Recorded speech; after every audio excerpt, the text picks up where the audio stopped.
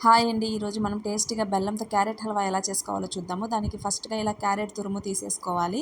తర్వాత వచ్చేసి ఒక కప్పు బెల్లము, కొంచెం నెయ్యి, ఒక కప్పు పాలు, కొంచెం కిస్మిస్, కొన్ని జీడిపప్పు ముక్కలు తీసేసుకుందాము. నేను 1.5 కప్పు క్యారెట్ తురుము తీసుకున్నాను కాబట్టి 1 కప్పు బెల్లము, 1 కప్పు పాలు తీసుకున్నాను. మీరైతే క్యారెట్ తురుము క్వాంటిటీని బట్టి బెల్లము, పాలు అనేవి చేంజ్ అవుతూ ఉంటాయి.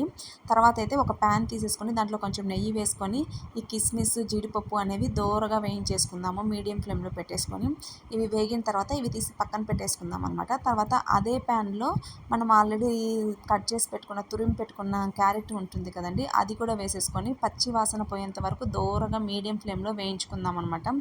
ఇది కూడా స్మెల్ పోయి ఒక మంచి స్మెల్ అనేది వస్తుంది. ఆ టైంలో మనం పాలు అనేది యాడ్ చేసేసుకోవాలి.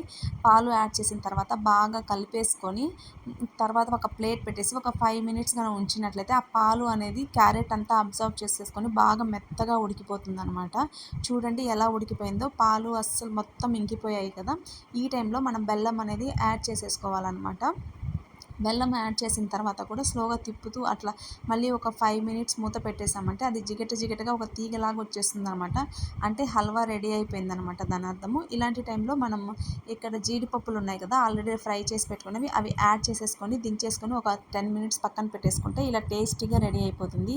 మీకు నచ్చిందా? ఇలాంటివి మరిన్ని వీడియోస్ కోసం ప్లీజ్ సబ్స్క్రైబ్